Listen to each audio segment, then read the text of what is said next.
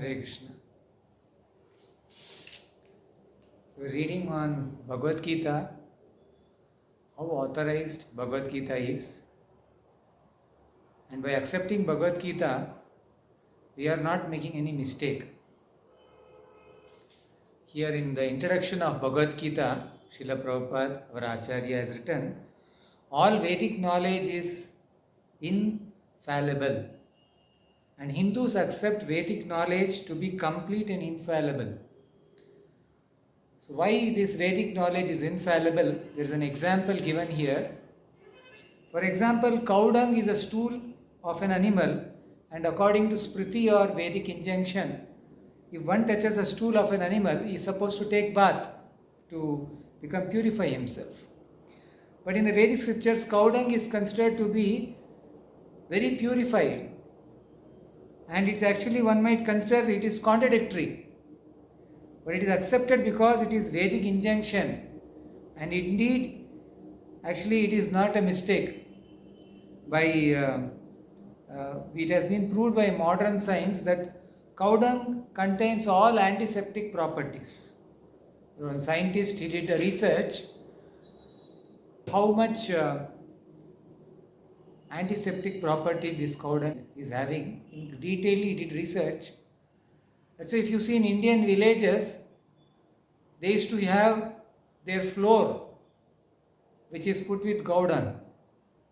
So for modern people, they may think, what is this cow dung is put down? But you see, the Vedic injunction, by putting cow dung on the floor, it had so much of antiseptic properties that no infection could spread within the house. So it was a great science. So Vedic science is complete because it is above all doubts and mistakes. There is no mistake in Vedic science. We are all having some mistakes. The error is human. There are 4 mistakes by any conditioned soul.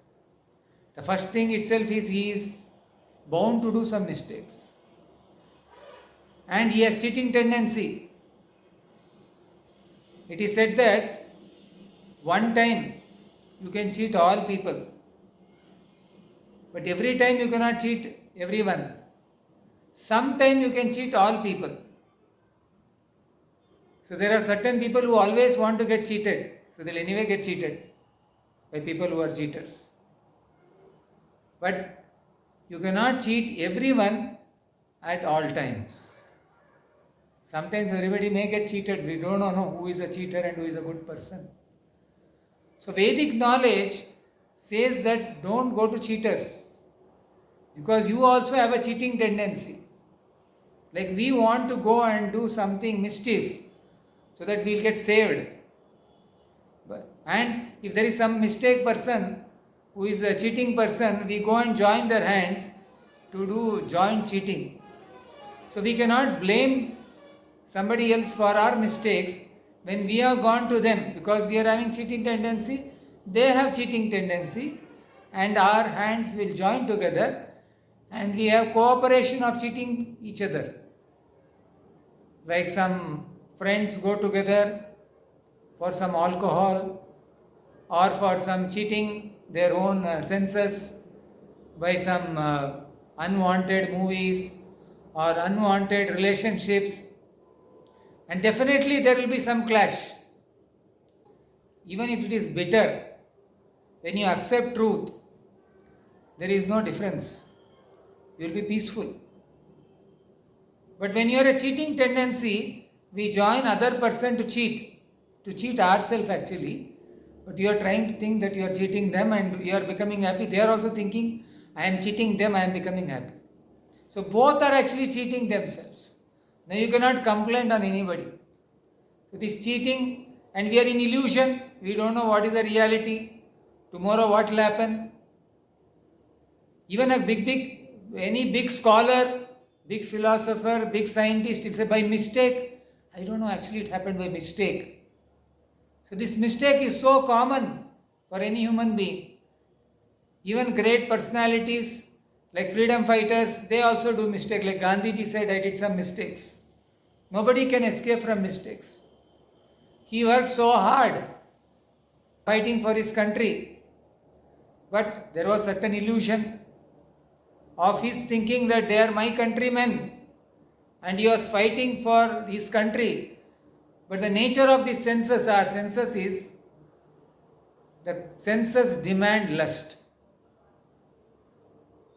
And when they demand lust, you try to satisfy them.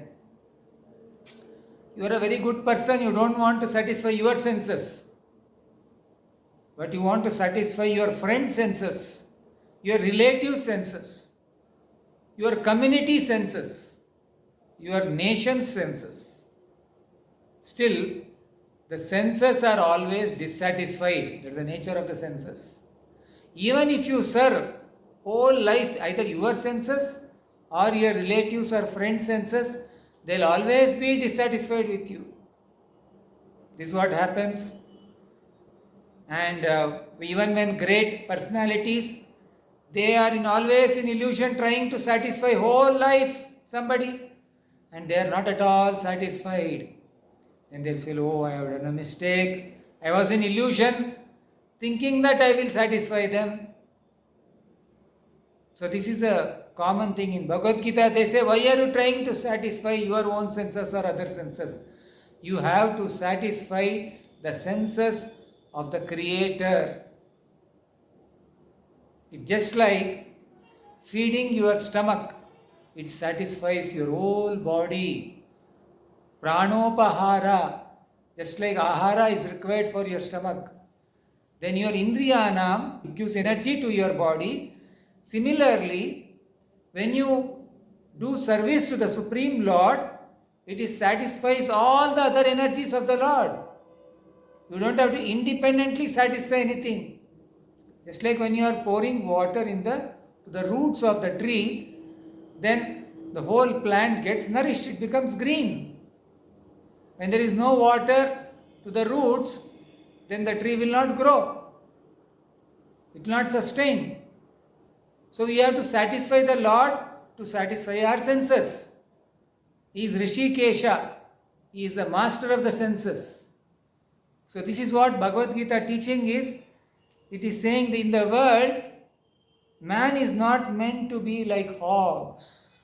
We cannot be like pig. Hogs or pigs there.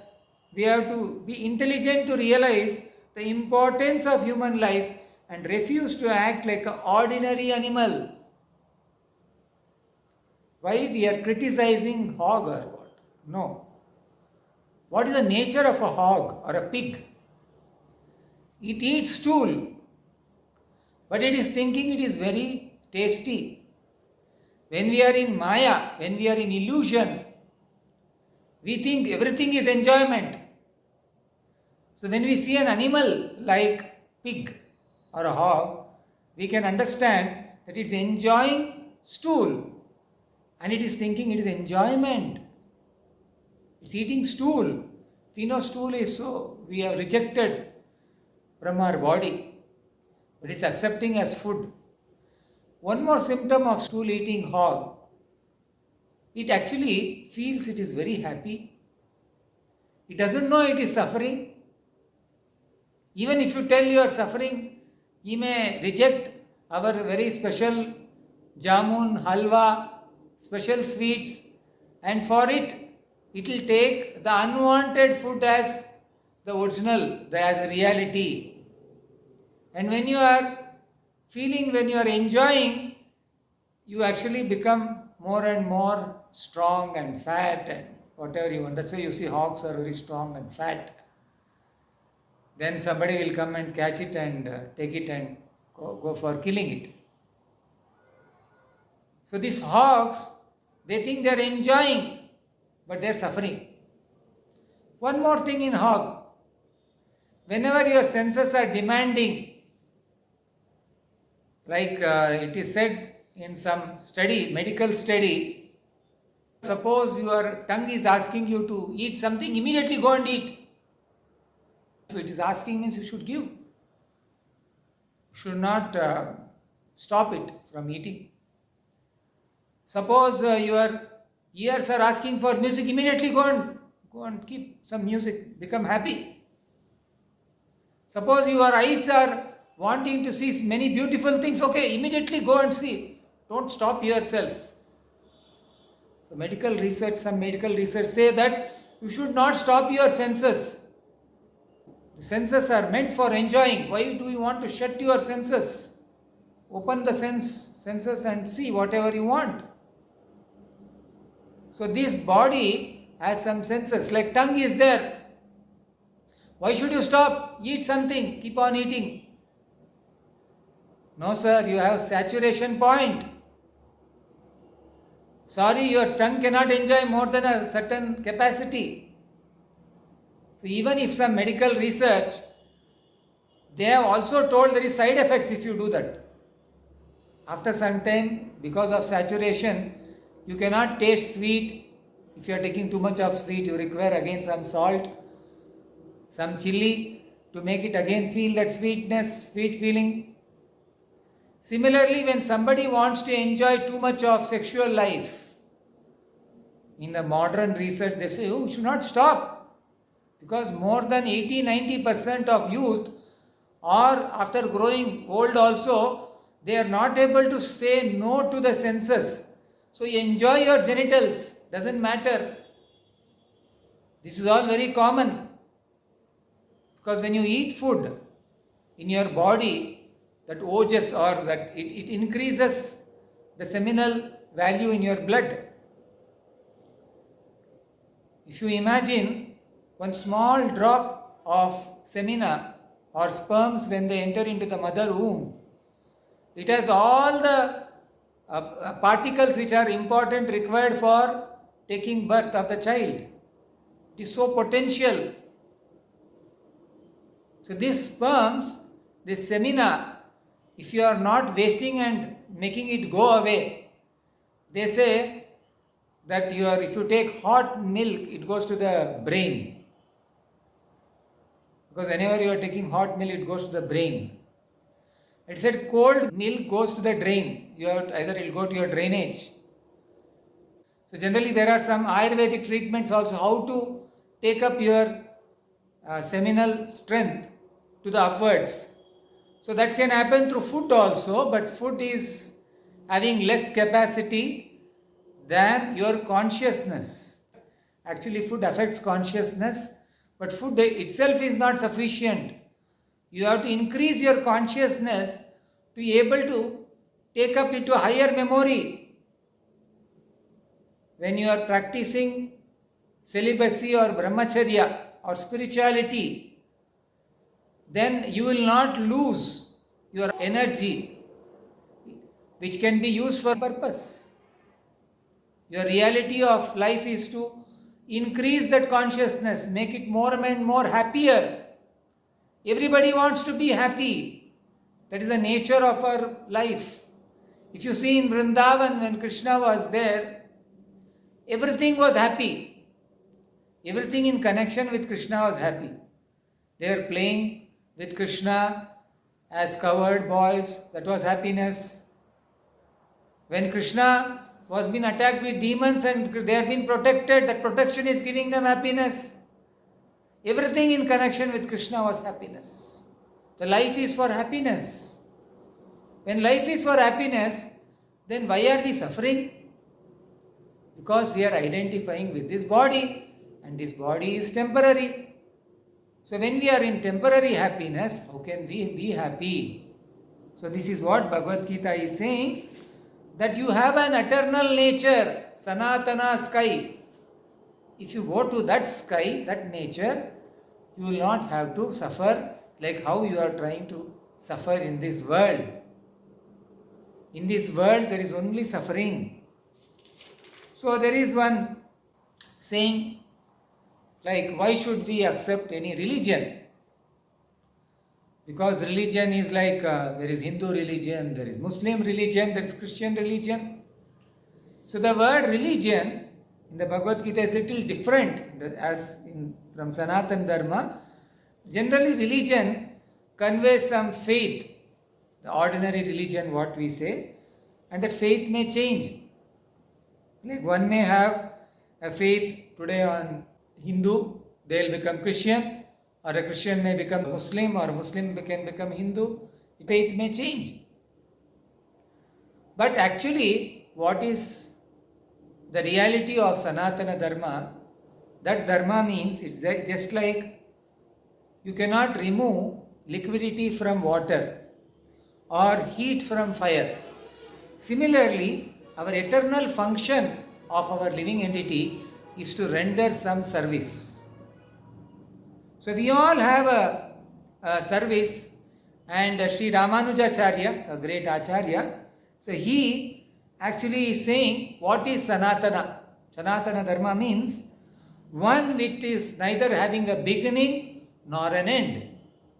So by his authority, actually we can understand that this Sanatana Dharma is not one sectarian religion. Like everything as a religion has some starting.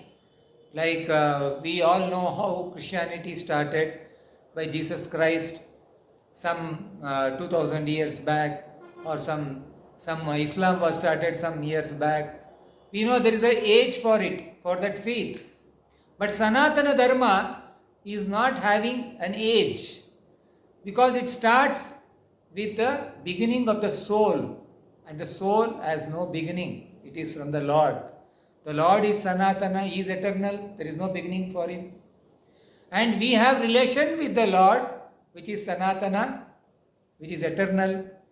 And our relationship, that continuity to do service to that Supreme Sanatana Lord, is Sanatana Dharma. So right now, we are always after this non-Sanatana world, which is not eternal world, and we are trying to give history of this world as a human beings. Then actually the Atma is eternal, and our connection back to Paramatma, or we can say to the Brahman, Parabrahman, that is reality.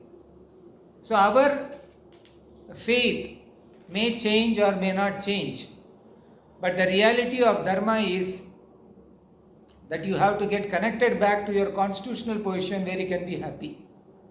Here in this world, you can, like there is one person, you can always say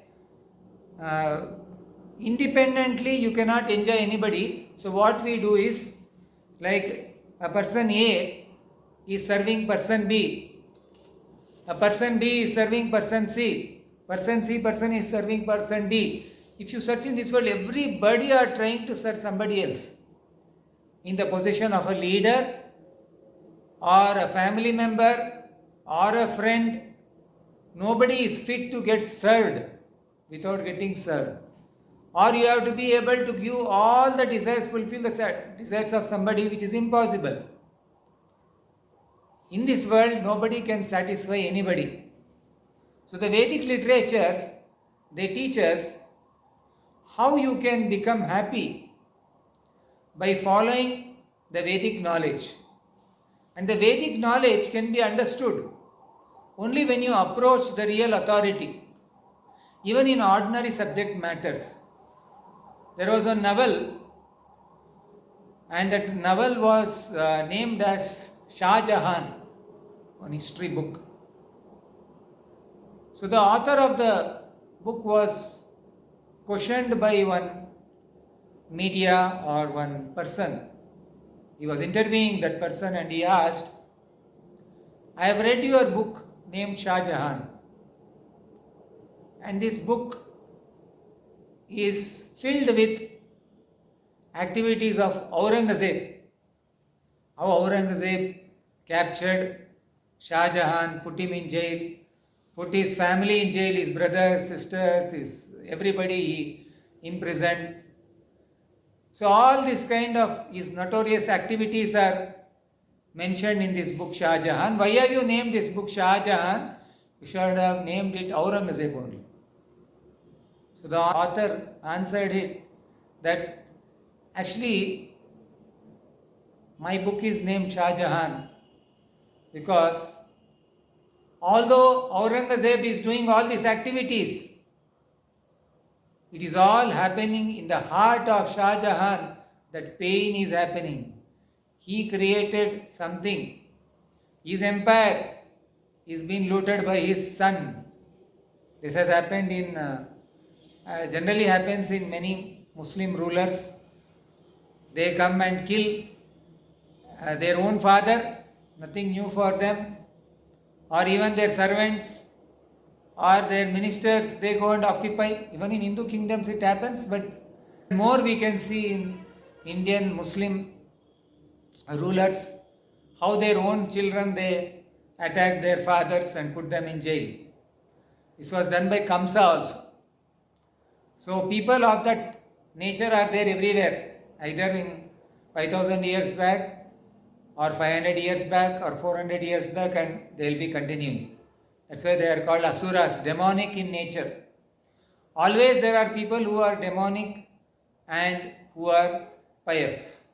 That's why it is said that philosophers, you cannot call a philosopher with a religion, because there always are some intelligent class of people. They know to discriminate what is matter, what is spirit. Sometimes they are good in doing research work. Sometimes they are philosophers. They can philosophize very nicely. So similarly, even spiritualists, transcendentalists, you cannot put them into one class, either Muslim or Hindu or Christian or like any religion, because this is actually Sanatana Dharma. Sanatana Dharma is your reconnection with God is continuing. Even any kind of dress you are. So our Sanatana Dharma is eternal. So we have to understand from Bhagavad Gita, there are 5 things explained in Bhagavad Gita, 5 basic truths. So what are these 5 basic truths explained in Bhagavad Gita is Jiva. First thing is about our own living entity. Who are we? Who am I? Why am I taking so many lives? Why am I suffering in this world? Is any philosopher has this kind of questions? And generally they give some fancy definition to it. You are there to enjoy this world. God has given you this earth to enjoy this world. What is there to enjoy in this world? After all, it's a temporary existence. What you have to enjoy in this world? You have come to this world as punishment. So Bhagavad Gita explains how this world is so temporary. Even if you are doing Ishvara, Jiva, 5 things are there. Ishvara, Jiva, Karma, Prakriti, and Kala, 5 things. So in among them, out of these 5 subject matters, Bhagavad Gita is established that the Supreme Lord is Krishna, Ishvara, Supreme Brahman. And you may call him Krishna, or sometimes you may think Krishna, he took birth as an avatar. How can we call him a Supreme? Some people have this, okay, Krishna actually is not what you are thinking, is only one avatar. Even when Krishna came as an incarnation, he is a Supreme Lord. Krishna is supreme pleasure. Krishna itself is supreme pleasure, reservoir of pleasure. We are all seeking pleasure somewhere or the other. But you have to seek pleasure in Krishna. That's what here it is said, Ishvara. That Ishvara you have to become subordinate to that Ishvara. And how can you become subordinate to that Ishvara? And why you should become subordinate to that Ishvara? Why you have to become subordinate is you are subordinate anyway to the Lord's Prakriti. There is Ishvara and then there is Prakriti. And Prakriti, Krishna says, Prakriti is under my control. Prakriti is working under my direction. Maya dakshena Prakriti. I am controlling this Prakriti. And we should know that actually everything is being controlled. Just like a child cannot understand beyond a scientific manifestation, or either if they go to a Universal Studio, they can see how really some dinosaurs are walking here and there. It's also creation. Actually, a scientist, an animator has done that. They have done so very well with animation and robotics and so many nice things. They present it, actually it is there. They'll get a feeling. 4D effect, they give 5D effect, 7D effect. Nowadays, lot of different dimensional effects they are giving of sound and music. If you are sitting in a 4D theaters, if there is a movie and there are some rats moving around in the screen, you will also feel some rats are moving below it. So there are some pressure vacuums near your seats, and they give some tickling kind of feeling for you to feel that, and you will raise your legs. So like that, this kind of virtual realities people are trying to create. So a child may think it's all happening automatically. But the parents who are sitting in the theater, they know behind this there is one engineer, and there are animators, there are directors, producers, there is a big Universal Studio and Disneyland, and so many people are doing this. And we are sitting in one kind of such theater and experiencing. We are laughing, we are crying, we are feeling fearful. So beyond all this creation, there is a creators, and there are creators even in this material manifestation. So how can we think that there is no creator? So the principles of Bhagavad Gita, the 5 subject matters, is to understand that there is a creator. And we know, as part and parcel of God, just like a gold small piece in a gold mine, and a gold itself, a gold mine itself, they are actually equal in quality. But a gold mine as a quantity, it's so big, and a gold particle is so small.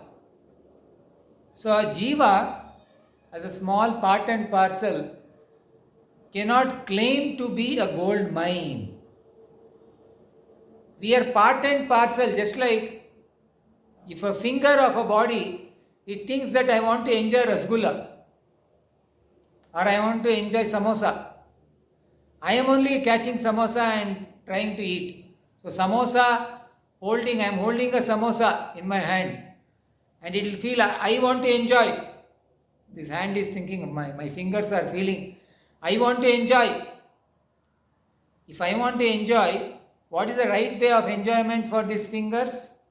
It has to cooperate for moving that samosa or a gulab jamun or a sweet and put it in your mouth. And the tongue enjoys it, and the teeth actually chews it. And when it goes inside the body, then energy comes to these fingers. Otherwise, this part can never be satisfied without giving to the stomach. So we are part and parcel only. We may also have a tendency to become independently feeling like how a finger may think. It doesn't have brain, but it's an example. Suppose a finger has a brain and he thinks, I want to enjoy independent the stomach.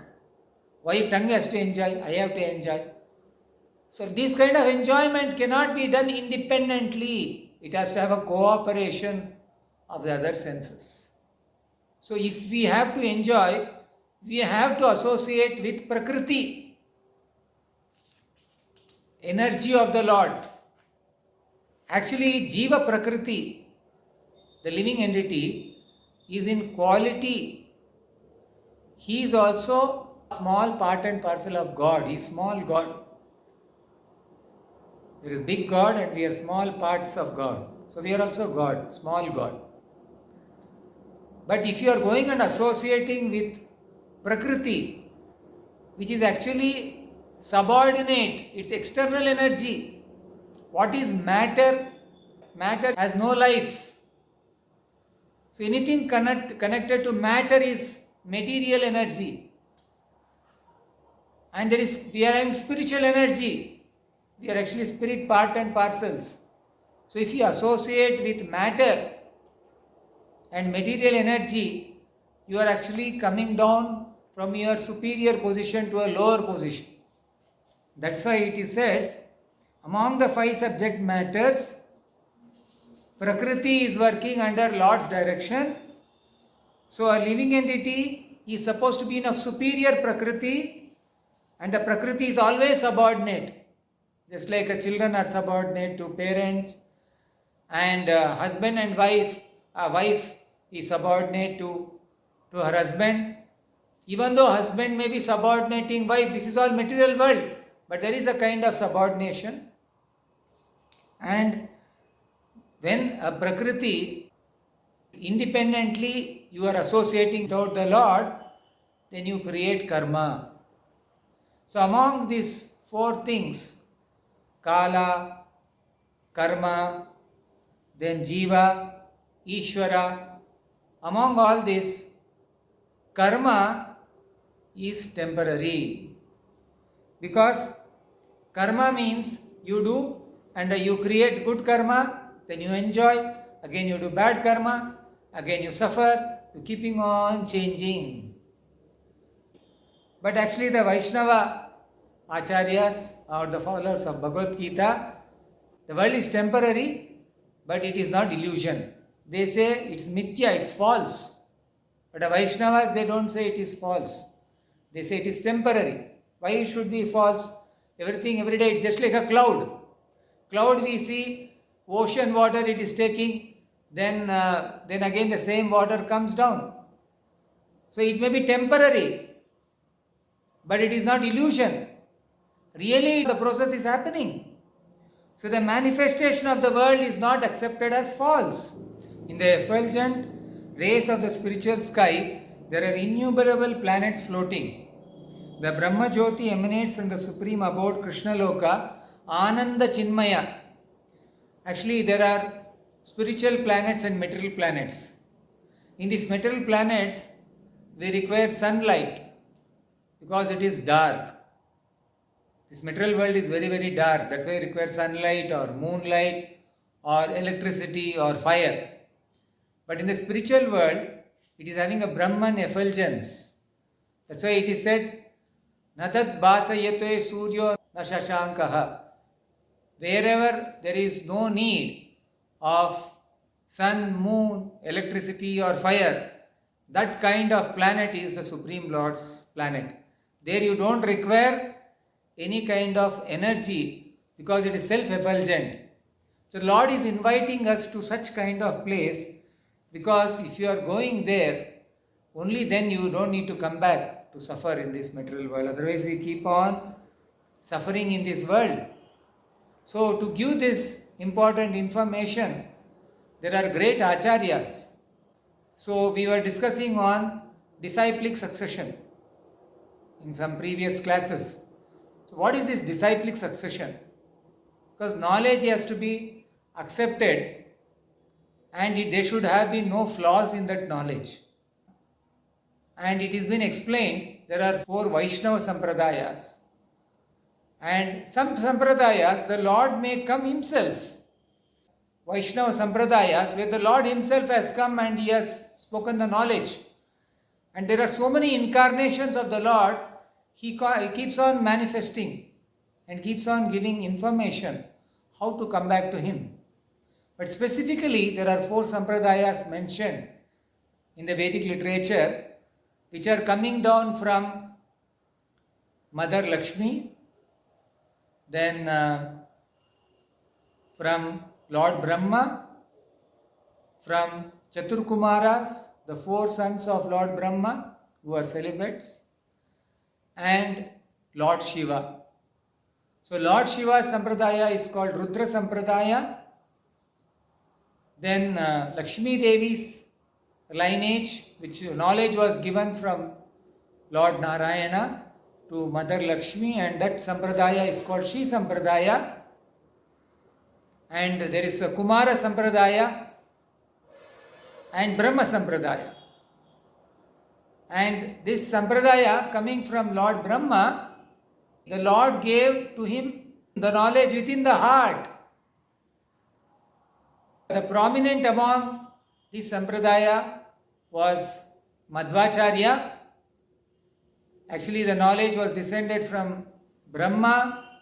from there to Narada, Narada to Vyasa, and like that it came through Madhvacharya. 500 years back, Sri Chaitanya Mahaprabhu, he took initiation from Madhavendra Puri Sampradaya. Madhavendra Puri, his Sampradaya means his disciple was Ishwara Puri and his disciple was Chaitanya Mahaprabhu. So Chaitanya Mahaprabhu, although he is connected to Madhva Sampradaya, he accepted Radha Krishna worship, which was not prominent in Madhva Sampradaya. They used to worship only Lord Krishna independently. From Madhavendra Puri onwards, Radha Krishna worship started in Gaudiya Vaishnava Sampradaya. That's why the Gaudiya Vaishnavas are having a lineage, although it is coming from Madhvacharya, we are known as Chaitanya Mahaprabhu's followers. Chaitanya Mahaprabhu followers, they accept the conclusions of all the four Sampradayas, including Sri Ramanuja Sampradaya. The disciples of Chaitanya Mahaprabhu took important principles from each Sampradaya, four Vaishnava Acharyas. The four Vaishnava Acharyas, they are all speaking on the same truth, how to get connected back to the Supreme Lord Narayana, to Lord Krishna, how to return back to Him. But to return back to Krishna in His Goloka Vrindavana, in Vaikuntha, in His special feature, in Vaikuntha, everything is in awe and reverence. They are in Aishwarya Bhava worshipping Lord Narayana. Whereas in Goloka Vrindavana, Krishna does not make any kind of differentiation. Actually, even in Vaikuntha there is no differentiation, but there is only filled with respect. Here it is more dominated by love in Goloka Vrindavana. So such kind of inhabitants who are there in Goloka Vrindavana, so the devotees of Chaitanya Mahaprabhu aim to go to that planet of Krishna. So they are called Gaudiya Vaishnavas. So the Gaudiya Vaishnavas have taken up all important aspects of every Acharya, because every Acharya has given very, very important principles how to connect back to Supreme Lord. So especially the deity worship, how to worship the Vigraha Aradhana. It is not some mental speculation. Or somebody will say, I want to worship the Lord by pouring some kumkum. Somebody will say, I will throw some turmeric or I will throw some flowers. No, systematic worship is mentioned. Pushparchana are there. We worship the Lord through Pushpa. Even through Sangita, by music, there the Lord is worshipped. Sangita Aradhana is there for the Lord. Glorification of the Lord through music. By fire, by arati, by food. Actually worship the Lord. Lot of principles are given in Ramanuja Sampradaya in detail, and that elements were taken by disciples of Chaitanya Mahaprabhu, the Goswamis, Jiva Goswami, then Gopala Bhatta Goswami, then Rupa Goswami, Sanatana Goswami. They have done very deep research, Nana Shastra Vicharana ki Nipunau. They have did great detailed research in Shastras, and they have taken out how to worship the Supreme Lord and how to establish the Lord as a Supreme Personality has been taken from Tattva, truth, Tattvavadis. Madhvacharya's followers are also called as Tattvavadis. The truth of the Supreme Lord as Dvaita, we are different. We are different from the Lord. There are duality. I am different, the Lord is different. He is a Supreme Lord and I am a small spark. This Siddhanta aspects of that we are different from the Lord in connection with the quantity is very nicely debated by Madhvacharya, and very good arguments are there. Goswamis have taken from that. Like this, from each sampradaya, our acharyas have given us. That's how we have to take parampara knowledge. And these 4 sampradayas, when we are accepting these 4 sampradaya knowledge, it's not that it is different, but how we apply it in the practical modern age was taught by Srila Prabhupada, that even if you are a professional, or you are a student, or you are a sannyasi, or you are a disciple of your spiritual master in ashram, you don't have to worry. Any position you are, you can practice spiritual life. That is the benefit of accepting an acharya of this age who can teach us practical aspects, how to follow these principles in spite of you being in any position. But it is said that you have to take favorable devotional service. Favorable means, suppose you have an opportunity to accept devotional service in a more easier format. You don't have to struggle by putting yourself into hard business and struggling to work day and night.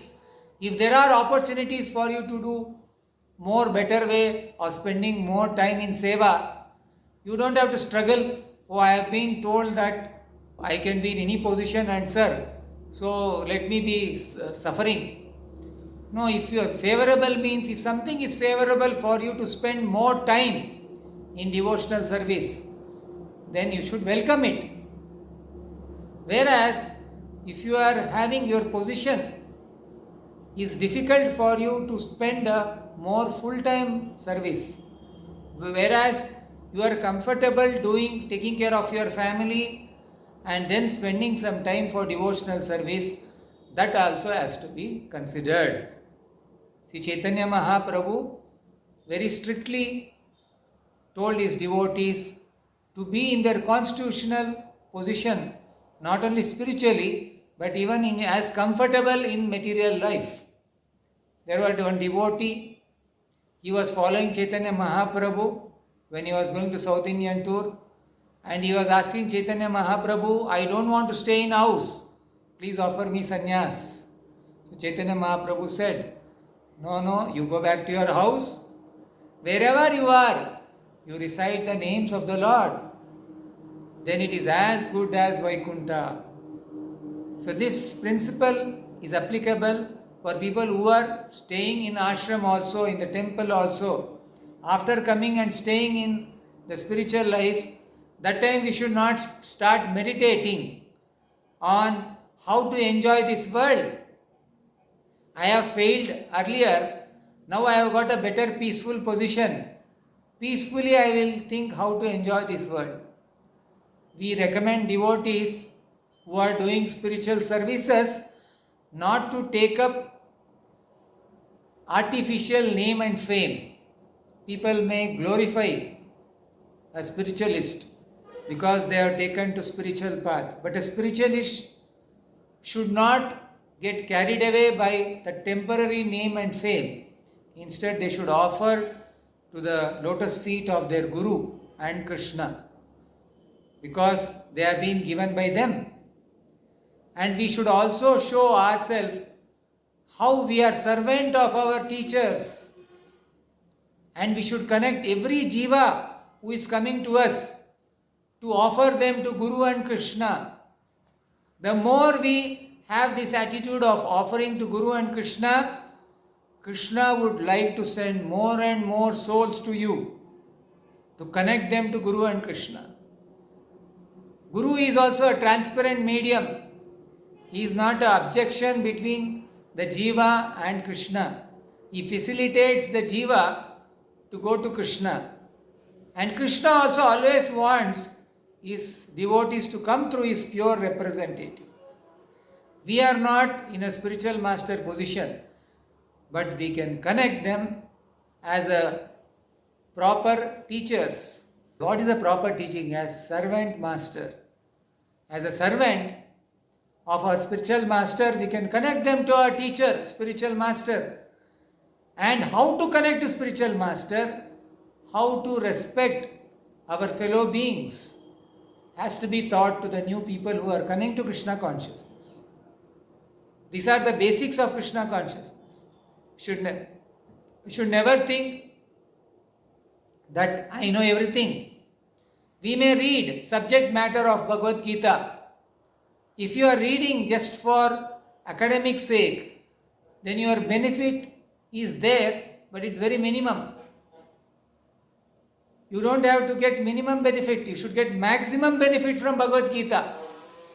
Some people are interested to learn the academic part of Bhagavad Gita. After some days you will get bored. Because Bhagavad Gita is not meant only for academic education. Although Krishna is saying that you can worship me through Bhagavad Gita. At the last part of Bhagavad Gita, we suppose somebody is intelligent. Through your intelligence you can worship Bhagavad Gita. Worshipping means not that you take up only some subject matter. So what happens for people who take up only subject matter and don't understand the essence of Bhagavad Gita? Because the essence of Bhagavad Gita is bhakti. And the Lord will take only that bhakti part of it from devotees. So if you are not doing that, then subject matter becomes very dry and speculative. You have to speculate. Maybe God has told like this, and try to take up some Sanskrit words, try to go and bring some stories from some Puranas, try to make it more relish. So what happens by simply trying to relish subject matter through academic way or through sentimental way? Both will make you stop and you will become bored with spirituality. So Prabhupada even speaks about this with spiritual life in connection with Vigraha Aradhana. You are doing worship of Vigraha. Vigraha is the deity. That can become Galagraha. Galagraha means your spiritual master has tied a rope to your neck. Gala is neck. Galagraha. He has tied. Unnecessarily the spiritual master has given me a headache. So any puja should not be accepted until you are having a basic qualification of subordination in that service. And that's why in houses when you are doing deity services, we should not introduce too many things in our deity services. Sometimes they ask Prabhu, today can I do Abhishek to my deities? So we say, yeah, you can do, but don't make it too complicated. Because you come and attend the puja in temple. In house you keep it very, very minimum. So you do just one arati or offering. Of course you have to do offering. Krishna has said in the Bhagavad Gita, Patram Pushpam Palam Toyam Yome Bhaktya Prayachyati. So how can you become devotee of Krishna? By starting chanting of Hare Krishna mantra. It starts with our tongue. And then what you have to do? You have to take prasadam. How you have to take prasadam? By offering prayers to Guru and Krishna, Guru Gauranga and Krishna, we offer prayers. And by devotion, when you offer them, when you are offering food, we offer the best to our guests who have come to our house. So the deity worship is you have invited the Lord as a supreme guest to our house. So we have to give them the best food. So we give the best sattvic food. We don't give the food of rajasic passion or ignorant food which is filled with meat or blood and a very rajasak kind of food. We don't give. We give very, very fresh, nice fruits and vegetables and very nice healthy food made with ghee and milk with sweets and so many things we can offer to the Lord. And then we can also take it as prasad. But not that because I want to eat a tasty food, I offer only tasty food only for my tongue. Of course, in initial stages, the Lord is very merciful, and when you are taking nice sweets or anything also in the name of prasadam, prasadam purifies our material existence and it gives us opportunity. for devotional service. But at least in the later, after you are taking prasadam on a daily basis, we should decrease too much of attachment to the tongue. We will automatically get purified. That time we will know how to control our tongue. The mood is to offer to the Lord. Then when we are offering to the Lord, then how to share that prasadam with others. And when you are sharing prasadam with others, automatically you will also eat little prasadam. But that little you are eating, when you are giving to others as prasadam, you become very happy and satisfied. So the beauty of devotion is not dry, speculative or rituals, very boring. What is this spirituality? Morning to night I have to sit and do some mantra, some puja and these. I have to read, keep on reading some books. No, Bhagavad Gita, knowledge is not meant for becoming depression. Bhagavad Gita knowledge is meant for reconnecting with the Lord. Reconnection with the Lord is with all our energies we can serve the Lord. If you are intelligent enough to use technology, use this technology and connect more people to the Lord. You connect them to the Lord with their holy name, with prasadam, make them feel happy. This knowledge is so important for distribution. And that's how Krishna says in the Bhagavad Gita, one who gives this knowledge to others becomes very, very dear to him. So we have to give prasadam to others that makes others happy and we also become happy. So spirituality is not dry speculative knowledge. Spirituality is full of dynamic realizations. Like Prabhupada mentions in one conversation that they told Swamiji, what are you making this movement of spirituality? They'll all become covered men. Means they'll be put in fear, they don't know how to achieve in life. So Srila Prabhupada said that there were two big wars, well famous in India, in two epics of Mahabharata and Ramayana. And in Ramayana, it is a battlefield in Lanka between Ram and Ravan. And the heroes of this battlefield, both battlefield, was the Supreme Lord and his devotee. In fighting with Ravan, it was Hanuman and Ram. And in battlefield of Kurukshetra, it was Arjuna and Krishna. So don't think developing this devotion you will become zero. Vaishnavas never become zeros. Hanuman is a hero worshipped more than Lord Ram in India. Actually, sometimes they insult Hanuman by saying that you are greater than Ram. Hanuman will never become happy when you glorify you are greater than your master. You should know how to glorify. It's called Rasabhasa. Rasa is you are having a mellow of service to the Supreme Lord. And you have to respect that. If you are not respecting that, it's called Rasabhasa. You are disturbing the mood of a devotee, of his master, how he has to serve. So the tulasi leaves are offered to the lotus feet of Vishnu. If you offer that to even Mother Lakshmi, she also doesn't accept it. That's why they offer tulasi to Mother Lakshmi or Radharani's hand. They give it to her hand to offer it to Lord Narayana. Except for Vishnu Tattva, they don't offer tulasi to the lotus feet of that particular deity. But in some temples, they offer tulasi even to the devotees' feet. Like Hanuman feet they offer. Or Garuda feet they may offer. So the devotees of the Lord they become very uncomfortable. Why are you offering tulsi to my feet? They offer tulsi to the lotus feet of Narayan and we keep it on their head and we take it as Charanamrita. Tulsi is so great that by remembering Tulsi, the Lord has given benediction.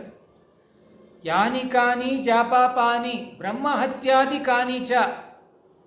Even if a person has committed brahma hatya of all the different sinful activities, killing of a brahmana, a poor sage or a saintly person is considered to be a great sin. And even if somebody has killed a brahmana, yani kani japa pani, when you are doing pradakshina, pade pade, again and again towards Tulasi, then even Brahma Hatyadi Kani cha, even Brahma Hatya, killing of a Brahmana, you come out of that sin. So such Tulasi Devi, not that now tomorrow onwards I have known how to escape from killing, and you go to the court and say, why were you killed? I know, sir, I heard in one spiritual class that I can kill somebody and get out of Brahma Hatya. No, you have to know in one of the 10 offenses of chanting the name, the most important, the principle is you should not do any sinful activities on the power of doing japa, harinama. You cannot do some sinful activities and try to do atonement by going and doing that spiritual activity. This is for the past. I have done so many things in the past. I don't have to now go to do some purificatory process. Krishna says in the Bhagavad Gita, you have to give up even the Karma Kanda portion. Karma Kanda, Jnana Kanda, Kevala Vishayara Banda. It is said that it's only suffering. Karma Kanda and Jnana Kanda is also suffering because why? Through Karma Kanda, you are always trying to do some good, and then try to enjoy, go to the heavenly planets, there enjoy. So these are the kind of sufferings of Karma Kanda. Jnana Kanda is like you want to go and merge in the impersonal Brahman. So they are all also material desires only. They are also kama. So you have to become Nishkama Bhakta. So Bhagavad Gita explains, Traigunya Vishaya Veda, Nishtraigunnyo Bhavarjuna. The whole Vedas also are speaking about these three gunas and Karma Kanda, how you can do Dharma, Artha, Kama, you do nice fruitive activities, do some pious activities. By that you can come to a platform of bhakti. Everything finally bhakti you have to come. If you are just engaged in fruity activities of karma, you have to keep on taking birth in this world. That's why if you take something from some person in this world, you have to come back in the next life to give 4 times or 10 times back to that person. In the Vedic life, nobody will accept charity until he has a qualification to accept charity. Who is qualified to accept charity? Not some Daridra, poor, I am poor, you come and give me charity. No. A person who accepts charity, he is not accepting charity just for himself. A Brahmana used to give knowledge and he used to take charity because he is not earning anything. His only duty is to give knowledge. And such Brahmanas, he will carry that alms and he doesn't take more than what is required.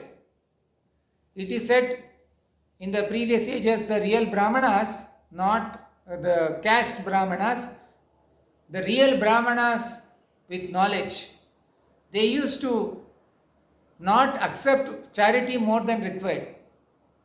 And even suppose they get charity. Today, if a Brahmana gets, even if he gets 1 lakh gold coins, by tomorrow he is a beggar. Because he will spend that away everything in charity. He doesn't want to keep even 1 paisa with him. That's the quality of a Brahmana. So they give everything in charity. So this kind of system was given. So we should accept bhakti not for any material exchange. Either is a Brahmana or a Kshatriya or a Vaishya or Shudra, these were not on caste basis, these were on quality basis. A Kshatriya, a Brahmana, a Shudra, a Vaishya, they were all integral part of the society to help each other to grow in spiritual life. They were not thinking one is in a higher position, I am in a lower position, when can I grow to that position? This kind of caste system was started some centuries back by so-called priests who became greedy after earning money. They were not after real knowledge. So for their sake, this kind of degradation happened. So Bhagavad Gita is to revive a real Vedic culture which had real Brahmanas, real Kshatriyas who were protectors, and it is asking us, even this Varnashrama Dharma, you have to follow or you have to transcend it, because the purpose of Varnashrama Dharma is devotion to Vishnu. So that is the goal of Varnashrama Dharma. Why Varnashrama? Acharavet. Why you have to do Acharana is Vishnu Toshanam, to satisfy Vishnu. Otherwise, there is no use of Varnashrama Dharma. So, in the Bhagavad Gita, it explains very clearly that don't get carried away by Karmakanda. In Karmakanda, you have to take birth again to pay back debt.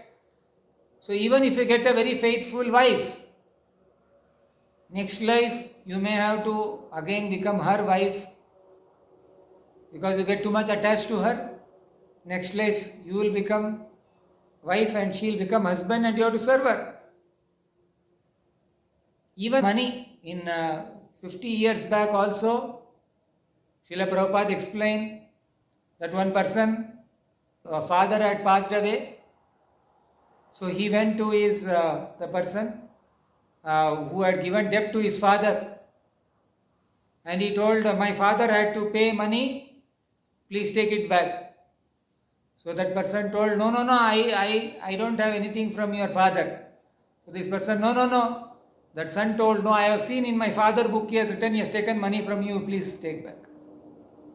So that was how the Vedic life was. Nobody will take money if it is not his money. And a person, if he knows that his money has to be given to them, he will not keep. Why should I take their karma? Please take and go. Until you are offering everything to Vishnu to come out to get neutralized, you cannot be stuck in karma. Karma is so complicated structure. You keep on increasing karma. Until you become a devotee of the Lord, there is no problem. Because everything he offers, good, bad, everything to the Lord. I don't have anything, my dear Lord. I don't have anything with me. Everything belongs to you. What is there for me to accept you and give to you separately? Everything belongs to you. This is how the Lord and his devotee have reciprocation. So even if suppose a devotee has some debt or he has to give some previous life, something is there. When you offer everything to Vishnu, not that he has to go back previous life and he has to give back that money. Everything will be taken care by Vishnu. But you should not do that in a cheating tendency. Okay, I am going to Vishnu, then let me cheat 10 people and then go and I have given to Lord. It is my understanding with the Lord. I have cheated, but I am having partnership. Like that also some business people have. They say this much portion, my Lord, I will give you this much money, you please sanction to me by stealing. So stealing business is not approved ethically, materially or spiritually. Spiritually, until you are a transcendentalist. A transcendentalist will not fall into a material plane and he will not deal with materialistic tendencies. So we have to know that this parampara knowledge of Bhagavad Gita has to be accepted as a science, then you will understand systematically and you will have realizations. Hare Krishna. Jai Jagannath.